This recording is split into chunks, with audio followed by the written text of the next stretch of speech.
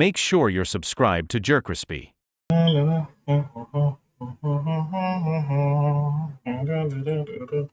Anywho, what's up, y'all? It shows most of the most. JerCrispy, welcome back in that video. Lil Uzi Vert is changing by Iron Chain. Last time we watched Iron Chain had to be something about. It's been it's been a minute. Had to be Trippie Redd, right? That's the last time we actually watched him with Trippie Redd, right? It's been a minute. So let's see what's going on with this. Make sure you like, comment, subscribe. Follow our social media is gonna pop on the screen, on them screens. Y'all gonna see them. Like, definitely subscribe. And we're on the road to 500. So Lil Uzi Vert is one of the biggest artists.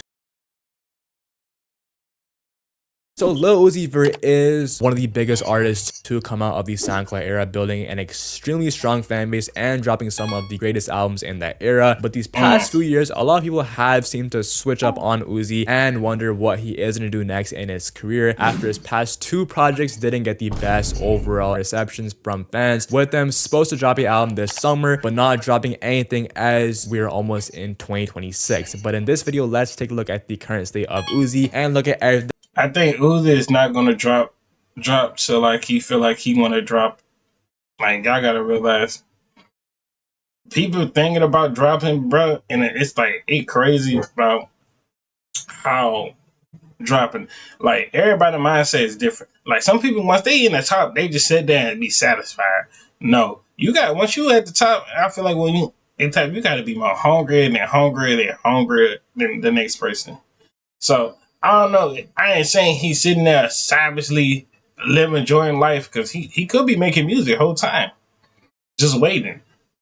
Something like an album where we probably won't never get is the Playboy Cardi and Lil Uzi Vert. We probably won't never get that. I don't know. We might get it. We might not get it.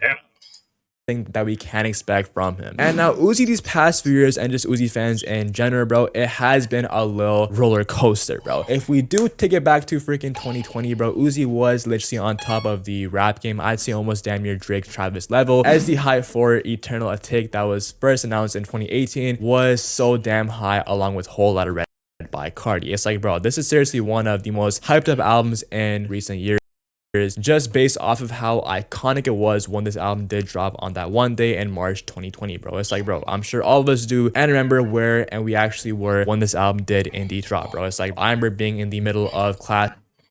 I never heard about this album, so I don't know. I might need to listen to it, unless this is something else. I don't fucking know.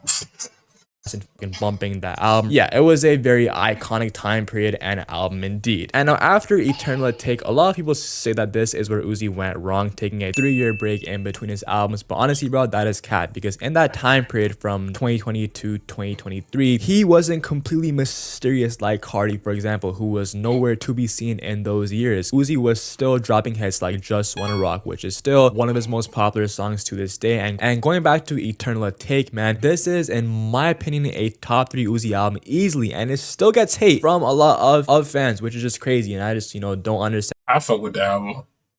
I listen to the album. I like the album. Me personally, I fuck with the album.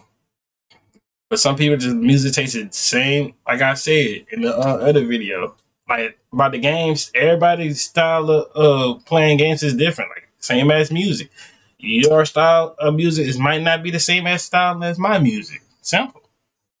Than any of the hate. But in 2023, we actually will get Paint Tape, which, this direction that Uzi did going with this album was so fucking great, because Uzi showed everyone how versatile he is with this album being so experimental. And in my opinion, this is my favorite Uzi album of all time, bro. Call me fucking crazy, I don't care. And this era in general is literally one of the best, with Uzi having that punk aesthetic, going more in that rockstar lane. I wish Uzi did dabble in this punk lane more, because in my opinion, that is one of the best versions and eras of Uzi, with the spiky hair and the guitars and the skateboarder aesthetic, bro. Like, bro, that shit hard. And after Pink Tape, this is where a lot of motherfuckers would be like, Uzi, bro, and you dropped 2 mid projects back to back, bro. This next project better hit, which Uzi did tease Barter 16, which is like, bro, Uzi, why the would you not drop this shit, bro? This shit still makes me mad to this day on why this album did get scrapped, but I mean, it did get leaked, so I mean, I guess that like makes sense. But and he would also tease Love Is Rage 3, which is also probably scrapped. But then Uzi would also hit that Galaxy ass phase last year, and honestly, bro, this was a very unexpected era and like I don't know time period for Uzi fans, because Uzi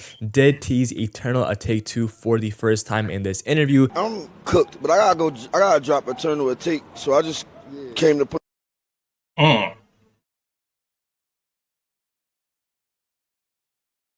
You can't grow your podcast if you spend all your time editing. So let's edit faster with Riverside.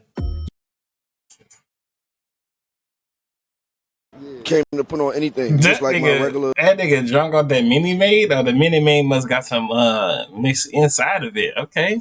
I remember after Uzi did tease it in this interview, everyone thought that Uzi was like, you know, just fucking fried out of his mind, because I don't think anyone was expecting a sequel to this album like ever. But it ended up being true, and that 1 week rollout for EA2 did end up starting. And yeah, I remember the hype from Uzi fans during this time was just crazy, bro. And yeah, when this album did drop, it did unfortunately get bashed on. I mean, hey, I thought that this album wasn't have the whole Letter Red effect, but nah, bro. Me personally, as some of you guys may know, I love this album a lot, and a lot of Juice fans were freaking clowning me for liking this album, but calling Party Never Ends trash, bro. But yo, I'ma stand on like, you know, business, bro. This album is great. But after EA2, Uzi did, of course, Party Never Ends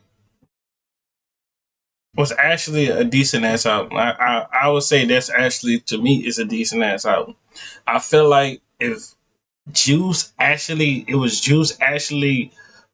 wanted to touch some more into that, and he was still alive and stuff like that, then I'd say it would have been better. All his other albums was slap, but I feel like that they like everybody was posting all this stuff, like how they did X. They was posting his stuff because he was with a label, and they was still posting all his other songs that he still hadn't to vote. Like, out of his deal, and he started teasing new music. While there were so many, like, you know, people bashing his name, calling him Wash, saying he fell off, and people are still, unfortunately, everybody's favorite word to say, Wash fell off. This is the inner Uzi. Everybody love clickbaits, and I hate everybody that be trying to do clickbaits, be trying to get them views. They be trying to rack up them motherfucking views. And y'all hungry on these streets. Like, I ain't lying to you, saying y'all gotta watch out some of these YouTubers, and we about to expose some of these YouTubers. I ain't lying to you. Some of y'all YouTubers dead ass saying y'all be hating, y'all dead ass fuck with the person, but on the internet y'all hate the nigga. But if y'all see the nigga in real life, y'all like, oh Uzi, man, I fuck with your shit. Man, LeBron, Brandon, man, I know I say bad about your stuff, but I fuck with you. Hey, and mostly Brandon Uzi fans. Oh damn, Playboy Card. Oh man, I fuck with your shit.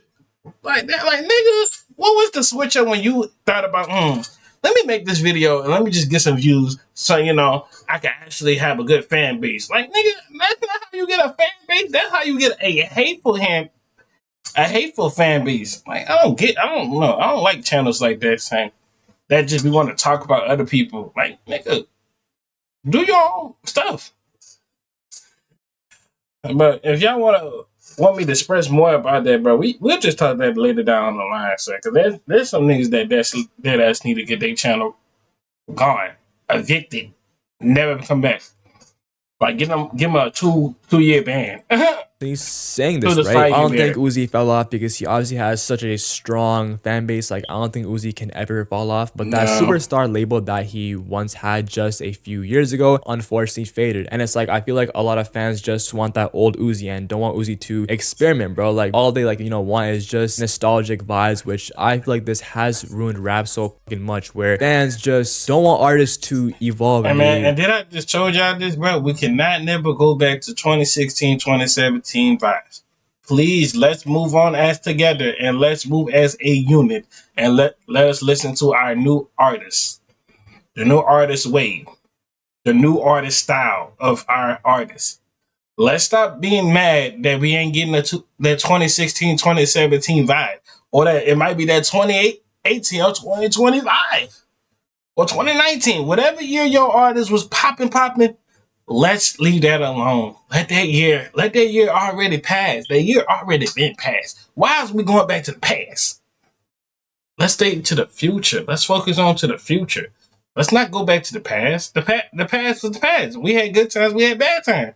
Let's go to the future. Let's do some new stuff. Let's do this and that. So yeah.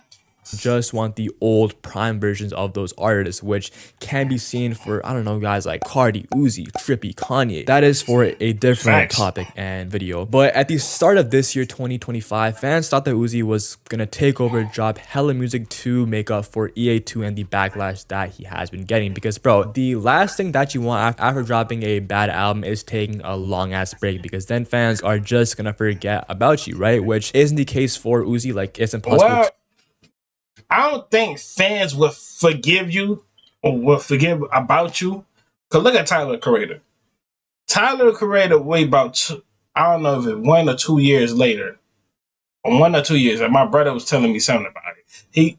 He wait to perfection a good album, and you see how Chromacopia, Call Me When You Get Lost, Cherry Bomb, all these other albums, they take their time. So if you don't get a song that year, I promise you, you might get the song that out of here. And it's the fact that he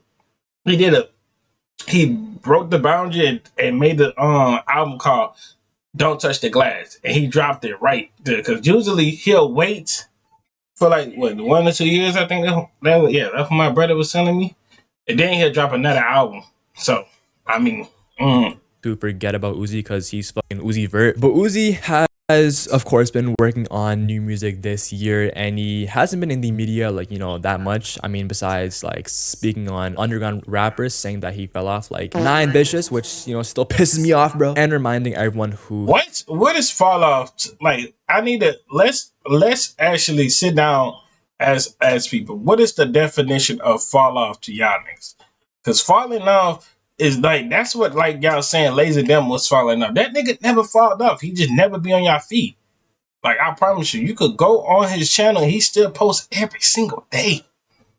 Just because he ain't popping up on your TikTok or your Instagram or your Snapchat or whatever your freaking social media you on, doesn't mean the person fell off. Like, that's like saying if NBA Youngboy just stopped posting music and just wait about 2 years later and just say, hey guys, I'm back. Like, nigga, people will still fuck with his songs over them 2 years. Like, my nigga, like, you gotta realize, man, talking to the fans, it's like trying to communicate to your ex, trying to communicate to your baby mama why me and you should not never be together. Like, damn. Or it's like talking to a brick wall. You never hear no good conversation with it. Or just trying to talk to your parents in an argument. They will never listen to you out. Like, that's he indeed is. Y'all niggas talking about I fell off too. Y'all little ass boys, bro. Stop playing with me, bro. For real, because I gotta pop out. And everybody know Uzi is. Oh, by the way. Now I haven't. Why niggas love saying fall off and thinking that shit up like funny and cute and be like, you fell off, like, nigga. And what the fuck you is in the end of the day? Nigga, I'm not a fall off rapper. I'm still known. If I'm still known and you call me and you put a label as Fallout, nigga, do you know me, nigga? I would not drop music for 2 years and then still come back and drop some more albums. What? Fuck out my face. Man, you gotta realize you're gonna get the love and hate regardless of what you do, son. It's just people in general, son. Made a video on Uzi in a while, but since the last video that I did make on Uzi did drop a snippet on his Instagram, that being called Hanson Helly, which, yo, I fucking love this deep voice Uzi, bro. Swag on Carson Daly, bitch, I'm DMX off belly. Shit on my crib was a tell. Hey, hold on. That's a hype. That's that slick. That's that slick. I fuck with that. Low key, I fuck with that. Low key on some shit. Picked her up on a heli. And yo, this song is just so fucking tough, but a lot of fans were like, I miss 2016 Uzi, and he took it down, so it's probably not even dropping anymore, bro. And it sucks because bro was supposed to take over this summer and drop the album in like August, according to leakers. He wanted to drop in August. I mean, makes sense because Uzi was obviously very active in that month in the Pink Dreads era, and he was obviously previewing hella music, but apparently something did end up happening with the label, of course, and now he is focusing on his own label and signing new talent, which leads me to the title of the video, The Current State of Uzi. And the current state of Uzi in the big 2025 is him having his own label. And now Uzi has obviously signed talent before that, being Desto, RIP, and there has been a lot of artists in the underground that have taken inspiration from Uzi and his aesthetic that I can definitely see joining his label. Like, I don't know, Pretty Fun, who was just in the studio with Uzi like last month. Pretty Fun is literally the underground Uzi with the aesthetic and sound, and even guys like Skywater too. Signing talent has worked wonders for, I don't know, Cardi with Opium, which in my opinion is the best example of the artist's own label, and same with guys like Travis as well. And I feel like a lot of big artists in the same wave that Uzi. We still didn't get that album for Fago. I'm mad as a bitch about that shit now. Fago, at this point, say if you just don't want to drop music no more, bro, go fucking get you a 9 to 5, my nigga. God damn, you piss me off, saying. And I hate to say shit like that because I used to fuck with your shit. 2021, all that shit. Knock knock the door, who's at the door right now? Like, come on, now all the other songs you dropped, like, you just piss me off. Uzi did blow up in like Cardi, Travis, Weeknd, Trippie, all have their own labels, right? And it's worked well for them. And a lot of people don't think that Uzi is in the position to push other artists at this point in his career, but it's also like, bro, Uzi is a shit.